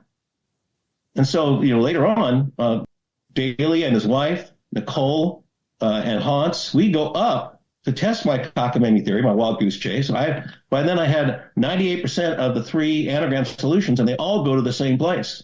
They all the directions, right? Right. The numbers are all right. But I just didn't know whether it was 85 or 58 magnetic north. I had to be there to find out. So we all go up to the dock of the MS Dixie in Zephyr Cove on a Saturday morning. And when we get to the dock, and we were at the end of the dock, Daly pulls out the Halloween thing and looks at the wind barb and says, this wind barb from this spot goes straight down the dock up towards those trees. Oh, there's so many clues. There's so many clues when you're there. Right. And to be honest with you, I honestly don't know if the authorities have decided to cut down the tree. It's on U.S. Forest Service land, but if they haven't, don't go in the snow, folks. It's pretty cold Lake Tahoe right now. But I mean, you can just take these treasure maps. Bill Rozick was the Tahoe Tribune newspaper editor at the time, and he got a hold of a bootleg copy of my book. And so kind of him, he held it at my request for here. I didn't want to be scooping my own scoop. You know? Right. But he grew up by coincidence. He grew up in Groveland. He knew these guys. He knew the old man, right? Yeah. And the only reason he got a copy of my book was I'd interviewed his mother about another murder victim who was a friend of hers. I shared the copy of the book with her, and she said, "Oh, I sent it to my son." I said, "Oh, that's okay." Because I thought he was some guy down the street. You didn't realize he was a reporter. Yeah, but he essentially validated it because what he does, he took the book and he went to the dock of the MS Dixie and he walked straight to the tree. Well, just a little detour or two, straight to the tree. There it is. And as you see in the book, you see pictures of the tree. You see what's up in the tree. Poor Donald Lass was no longer in the tree. Remember, it had been decades, right? But we suspected, and Jen, pick up on what the latest on this case here in just a second, but we suspected in June 2015, when we set a prayer for Donald Lass at the base of the tree, that a bear cache had rolled out into the brush nearby. It was U.S. Forest Service land, right? And I mentioned earlier the 124 in the "Gonna Drive You to Drinking" thing. Right. When we got to the tree, using the coordinates and all that, I still didn't know what to do with those, but we did know what the right compass setting was because when we were on the dock, we realized it was one of the two. We get to the tree and Hans yells, "There it is!" And I'm looking at this tree with insulation like a telephone pole, 14 yards high, just as described in 3 anagram solutions. There's the hole in the ponderosa pine tree. There's wires hanging down like the body had rolled out, and up there on the left. Right there is a painter's pulley. And I think that sealed it for me. I mean, the insulator and as you said, he could have used that easily to insulate it. And the ladder is straight at 40 feet. I mean, you're right there at it. I mean, for all of the people that are going to, come at you, and I'm sure you've had numerous ones come at you. The thing is, you can't argue with the evidence. And I think that evidence stands by itself. All of your evidence, I think, stands alone and is undeniable. And I truly think, you have solved the Zodiac case, man. I mean, it was, and in the book, when you describe seeing that, calling 911, waiting on them, and then the weight of the world just comes off of you and you become emotional, I really empathized with you because there was a case Jen and I did, and I didn't think I would become emotional, but I wanted to go pay my respects to a lady that we covered, and she died in a horrible way. And when I got there, I am bawling. It is spitting snow. My son thinks I've lost my mind, and I'm like, you just don't understand. I didn't think I would ever get to this point. And so I really, I was right there with you, man. I know you didn't have any, at the time you hadn't, but now you have established relationship with the Lass family. And I think just from some poor teacher in Georgia, man, you did a great job giving them some kind of closure. Absolutely. Well, also it proved that I wasn't crazy. Right.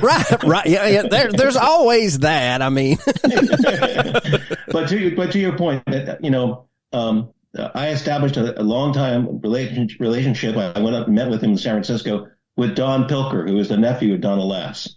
Now I think you're in your 50s. I don't know, but and so I kept him apprised of what I was learning, and I would ask, a bit about Donald Lass, like the nephew who was, just a boy at the time, could remember this 25-year-old nurse that just went missing. And when I finally got my first manuscript done 5 years ago, I sent it to Don, and Don sent it to the two sisters of Donald Lass back in Sioux Falls, Iowa, I think, back there.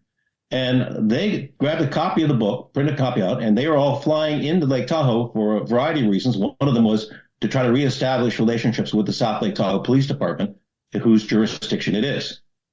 And at least one read the book, and then they went to the dock of the MS Dixie, and they had trouble with the compass, right?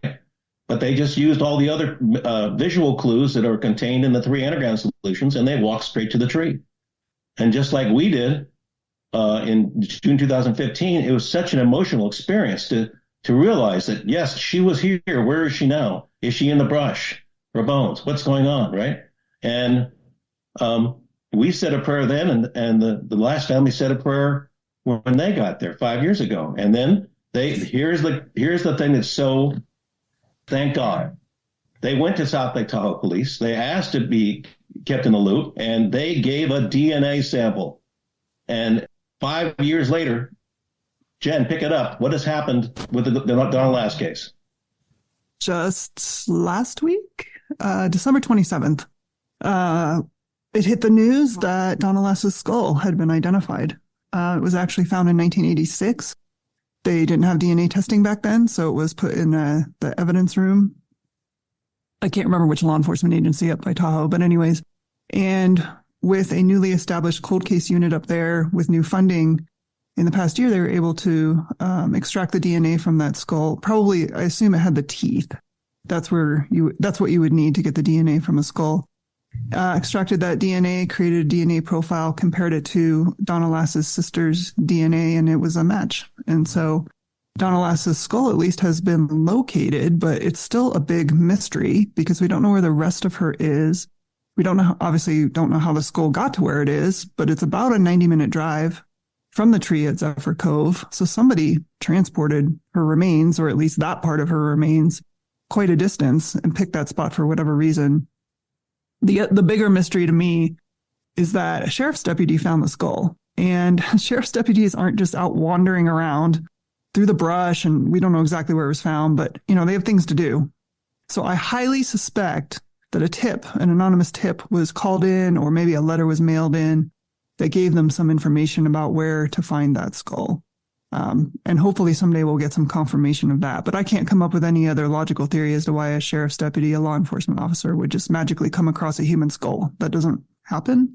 Right. And when they discovered he was still alive, do you think he kind of tipped them off?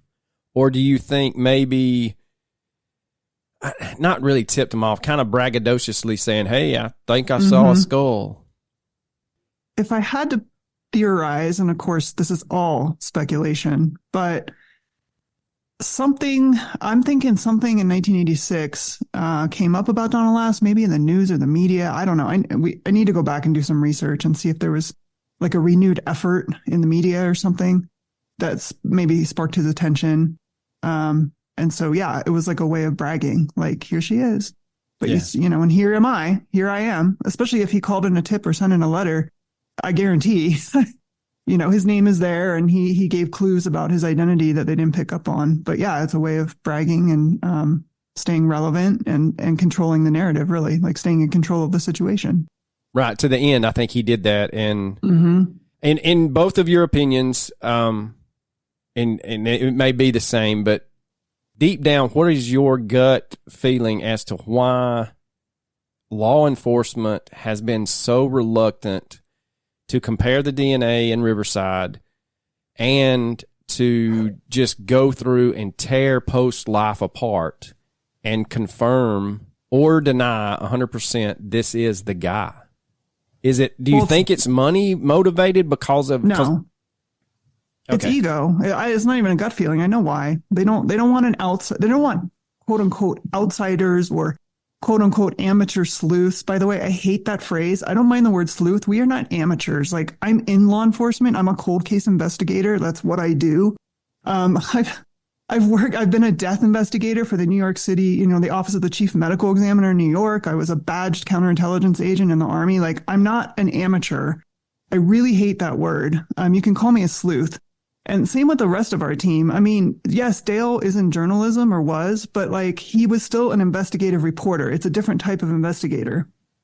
that's frustrating to me. But anyways, they don't want, it's traditional law enforcement. They don't want they don't want outsiders solving one of the most notorious unsolved serial killer cases in the country. They feel like it's going to make them look bad, but it's not. It's going to be them behind a podium making an announcement that they can finally close the case, if they confirm that it was post. It's not us. And we don't care. Like, Dale didn't get into this obviously for any kind of notoriety, and definitely not for profit. I mean, he has spent thousands of dollars out of his own pocket chasing these leads, but he felt compelled to do so. I mean, all of us that are on the Zoom right now have been in the same situation with other cases, where you just can't let it go. And I think that's what makes us good at it, but it's simply ego. I mean, I'm almost positive of it. They just don't want to be shown up, and that's not what it should be about. I mean, don't we all have the same end goal, like to get justice for victims, a badged law enforcement officer or not? I think that's the thing with why I get so passionate about the evidence in some of these cases, is because I don't care if my name's ever brought up. I gave you pieces to a puzzle. I'm expecting you to do your job and solve the puzzle. And for you, Dale, I mean, you've handed them the entire puzzle put together, and you just want them to verify the pieces actually fit. Okay, so I like to joke to myself that I am, to Jennifer's point, I am slow, but I am relentless. And these anagram solutions, each of them took weeks, right? But there was a there was an end solution. And the thing about what Post did was he created sick treasure maps. So therefore you could find an evidence site. And I want to say, for the record here again, to Jen's point and your point, I have great respect for the FBI. I have great respect for John Connell and Olson, the Cypher guy. They save our lives every day. Yeah. Okay. And I also, back in and the officers that have been shown up to these evidence sites, 7 of them from various jurisdictions at one time or another. They're doing their jobs, and I have great respect for them. In fact, it was a confirmation from an FBI agent back when the Yosemite Killer was terrorizing folks in the Yosemite area that led me to do a story on 11 o'clock news at NBC stations across California, stating that we learned and had it confirmed that Cary Stayner was the Yosemite Killer. And the next day, somebody watching their TV set in the Sacramento area, I think it was Lodi, at a nudist colony, looked out. The story goes, they looked out their window, and there was Cary Stayner sitting naked, smoking a joint. And he checked in the day before, and the FBI swooped in and got him. So they got their man. The FBI always gets their man, right? That's the saying. Okay, wait a second. Not this case. This, I want to say once again, I have great respect for all the officers and all that. They save our asses every day. However, this has been embarrassing. This is truly embarrassing since he nearly killed his wife for 15 months before, after the FBI first was notified and went to see him. He was sitting up there once again in his backyard, I'm told, drinking brandy and smoking pot, and he narrowly killed his wife. And there's clearly evidence that he murdered other people as well that we brought the book to the authorities again and again. How embarrassing is it? I went to the FBI again, trying to help out in 2019, whatever, here in Savannah. And I met an agent, and I brought the manuscript of the book, and I brought all the other evidence to him again and said, can you please get the attention of the San Francisco office again? Because they're not contacting me. Nothing's happening. What's going on? And at first he was totally skeptical, but the end of our 15 minutes ran to an hour and a half. He said, congratulations, the agent said. I think you've solved the Zodiac case. I'll get in touch with San Francisco right away, and I'll send all this stuff to them. Nothing came back. Nothing came back. How embarrassing is it? This is how embarrassing it is. All right. So nothing came back from the San Francisco office. I had been emailing, that office for years, and nothing. All right. So I then tell the agent here in Savannah, hey, I'm going out for a wedding next week in Northern California. I can stop by the San Francisco office of the FBI and answer any of their questions and update them on this case. And he said, I will inform them. But he could not give me an appointment. They wouldn't take an appointment. So I fly all the way across the country in my 49er sweatshirt and shorts and flip-flops and my bag of clothes for the wedding the next day. And I get off the plane at San Francisco, and I get on the BART train, and I go straight. I didn't even have to do this. I go straight to the federal building in San Francisco, get off the BART train, and I go up the several floors to the FAA office. I say, I'm here, and my name is such and such, and I'm here in the case. And I name drop several of the agents' names. Agent Walsh, former Chief Connell of the FBI San Francisco. Can you please have whoever is dealing with this case at least spare a few minutes? I sat in that room, in the front office, for an hour and a half. And every few minutes I'd go up and say, I'm still here. Yeah, I'm not going away. Then finally, and you read about it in the book, I was just stunning, because finally 3 agents come out. And I go up to shake their hands, and they won't shake my hands. And these 3, guys, they triangulate me. You know what that is? It's essentially they take positions of a potential, the defensive positions, and they're holding their hands, together. And 2 agents come to my side, and the chief agent's right there. And I try to explain, and he says, "Do you see that poster on the wall?" And I look over, and it's a poster that says, "If you have a tip for the FBI, call this number." And I said, "But I'm here." And I first, met with Agent Walsh in December 2014 with our whistleblower. And I just wanted to do you see that poster on the wall? Yes, I do. I swear to you folks, I thought they were going to arrest me on what charge. I have no idea. But at that point I backed up and I said, well, okay, I'd be happy to call that number again. I'm going to go to a wedding now. And he says, okay, thanks. And then they walk back in. And it's just sadly, I trudged down to the BART station. I'm going to spend the night at my sister's family's house in Orinda across the bay. And as you know, the BART train goes under the bay. Yeah. And I get in this BART car and I sit down, and there's a poster on the wall in front of me in the train car.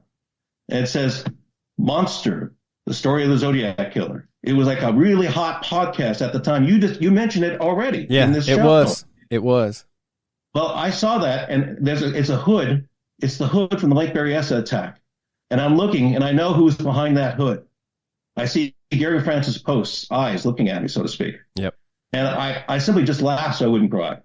Yeah, you have to at these points. I personally want to thank you for putting all of your time, your effort in. It doesn't go unnoticed for me and Coach. Jen, I want to thank you. You first folded us into this. Real quick, the one call to action is Riverside PD. I won't get in the nitty gritty of how we got Gary Post's DNA. It cost us thousands of dollars out of our own pocket, but we developed his DNA profile. Riverside has a DNA profile from the Sherry Jo Bates case, and they refuse to compare the two. So if that angers you, listeners, please tag them on social media and ramp up the pressure on them to compare these 2 pieces of paper side by side. That aside, thank you for having me. You guys carry on. Dale, I know I'm going to talk to you this afternoon. And yep. I just appreciate you guys, willing to come on or bring us on and cover Dale's work, because I think we all strongly believe in his conclusions. Yes, we do. And thank you so much. And yeah, I want to thank you, Jen. I want to magnify what Jennifer just said. Here's what's hanging here. Here's what the end of the book. The end of the book is this. I actually, in the book, you'll read that I tried to take a shortcut through Riverside early on because I knew they had fingerprints and DNA of their killer from back in 1966 of this college co-ed, Sherry Jo Bates. But a Riverside police officer, detective, ran a fingerprint code check of Gary Francis Post from a misdemeanor crime. And he told me that the fingerprints from the crime scene don't match. Of course, Zodiac used to brag about wearing gloves. Yeah. So it could have been anybody's fingerprints. But so I let it go. But the case breakers, Tom and Donna Colbert, Eric Kleinsmith, and all the others, and Jennifer, they did not let Riverside be, because they knew Riverside had exonerated 2 other suspects, local suspects in the past, using their DNA of the killer. So therefore, they had good DNA. Right. At least good enough to exonerate. Jennifer said, we obtained Gary Francis Post's DNA. The case breakers did. And so they sent, in May of this last year, they sent the DNA printout done by university DNA professors and such, pro bono. They did it so that the Riverside could simply look at the DNA printout of their killer. Riverside police has said nothing about that since the late spring of last year. They have literally 2 DNA printouts. One confirmed as Gary Francis Post, the other their killer. And they're not saying anything. Folks, knock on the door of Riverside police. Say, please, will you compare the DNA? Hey, prove it wrong that Gary Francis Post wasn't the killer there. But I have great reason to believe that he was the killer of Sherry Jo Bates. And in fact, after I found out that they were going to get the DNA, I did something I didn't want to do anymore. You did another anagram. 2 more anagrams. And they were short, but they were very powerful. Both of them identified Post in short passages of the so-called confession letter sent by the killer a month after the murder. And by then I had reverse engineered everything, so I knew what to look for. The ellipsis, the 3 dots that indicate that something is there, so to speak. It's just unseen. And in the final section of the confession letter, after the ellipsis, you can read, I don't have the whole thing with me, but just shortly, Gary Francis Post, the Clown Prince of Crime. Right, and I had seen that where he kind of ties into that Batman thing, but he's so sly, but at the same time wagging it in your face that I think that just speaks volumes to him actually being the killer. I mean, the other thing that we do know, I guess unofficially, is other suspects' names do not unlock these anagrams or these ciphers the way Gary's does. And I think that leads credence to your work. Again, just another box checked off that you are 100% on the right track. Or I'm sorry, I will stop saying on the right track. You have solved this case, I believe, in my heart. Yeah, before we started this, I really thought Arthur Lee Allen was the answer, but after all this, no, not at all. Yeah, so what's interesting is I purposely did not watch David Fincher's brilliant book or movie Zodiac. For 3 years, going into this, I did not to watch it, right? Because I didn't want to taint my pursuit, right? Right. At any point, if I could disprove it was Gary Francis Post, I would, and I would be walking away. That's correct. When I finally did, and I think Arthur Lee Allen is the suspect in Coach Confederate, isn't he in Zodiac? Fincher, he is. They kind of point to him. Yes, sir. Okay, so here's the thing. I remember that now. So the movie is just brilliant. The movie is amazing, and it's from actual case files. And so the first 3/4 of the movie is spot on Gary Francis Post over and over again. But at the end, they decided they had to finish the movie, so they went with Arthur Lee Allen as a suspect. And, that's just not the case.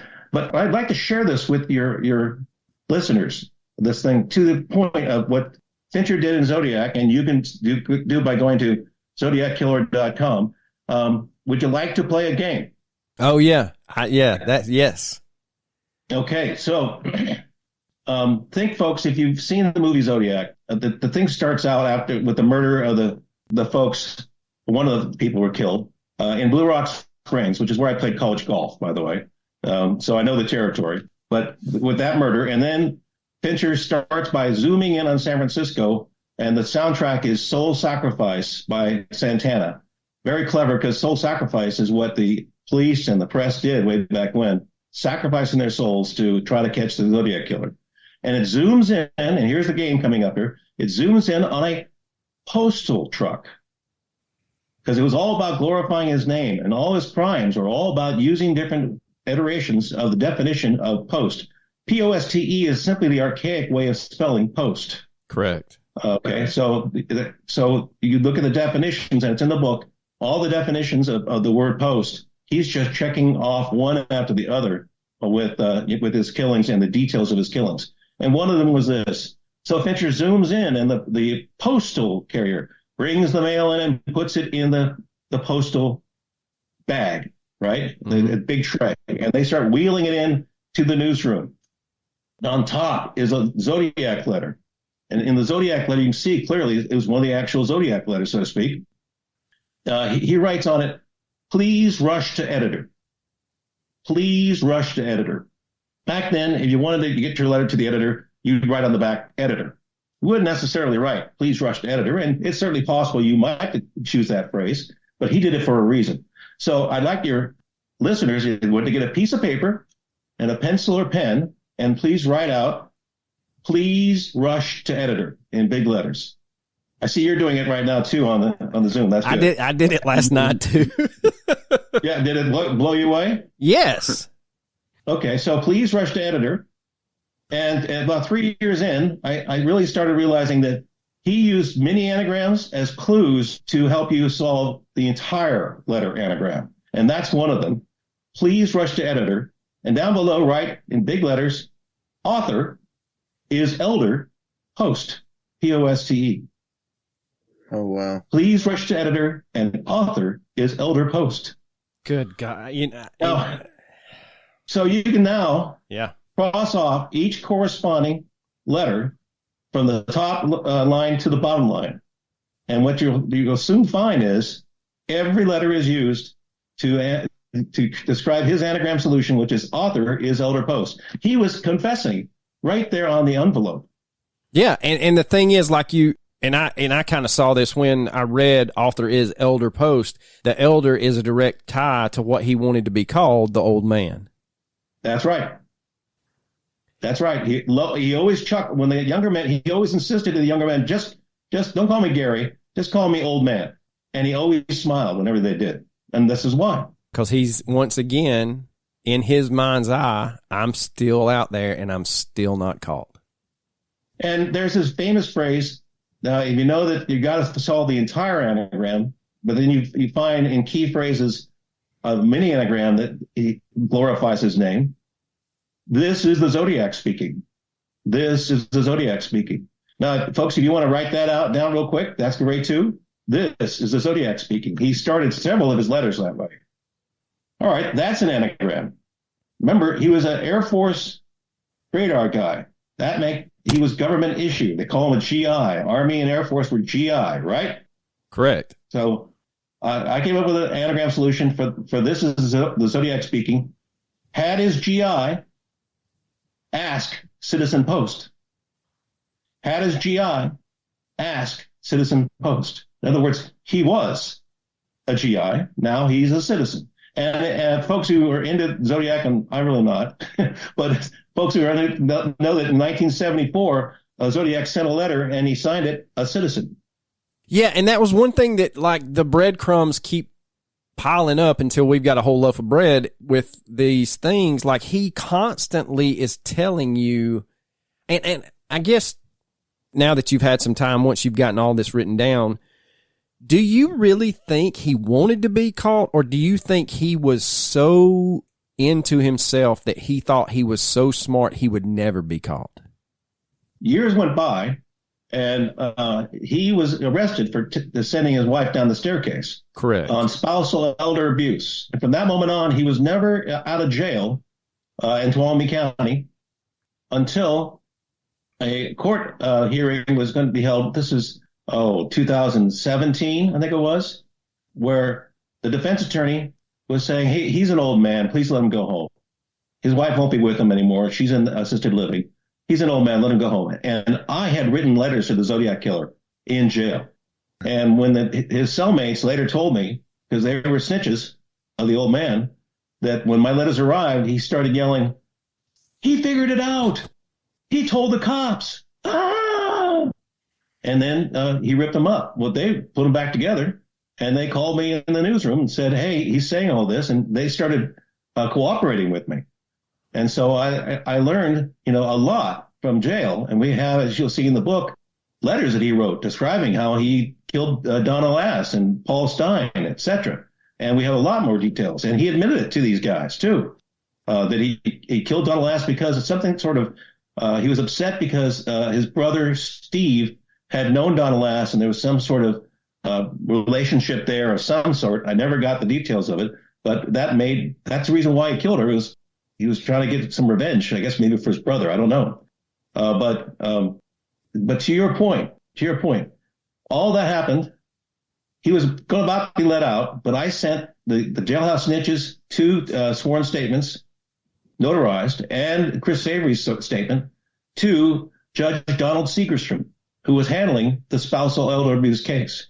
And Judge Segerstrom said, I'm not letting him out. I'm keeping him in custody because he could be a threat to public safety.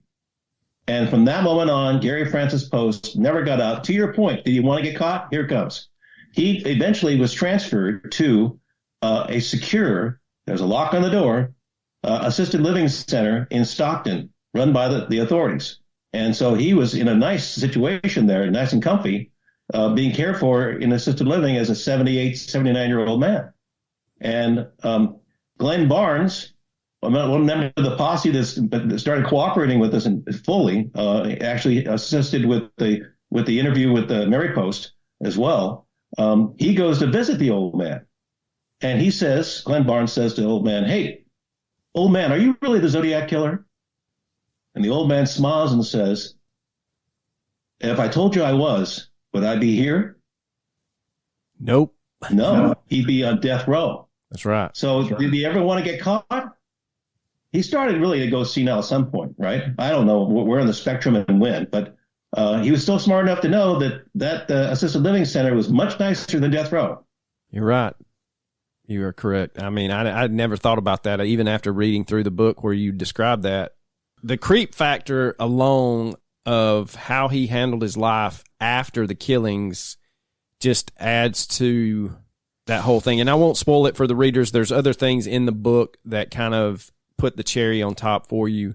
And once you get to the point that Dale just talked about, there's no doubt. So, I know that you had some health problems after moving to Savannah, but welcome to Georgia.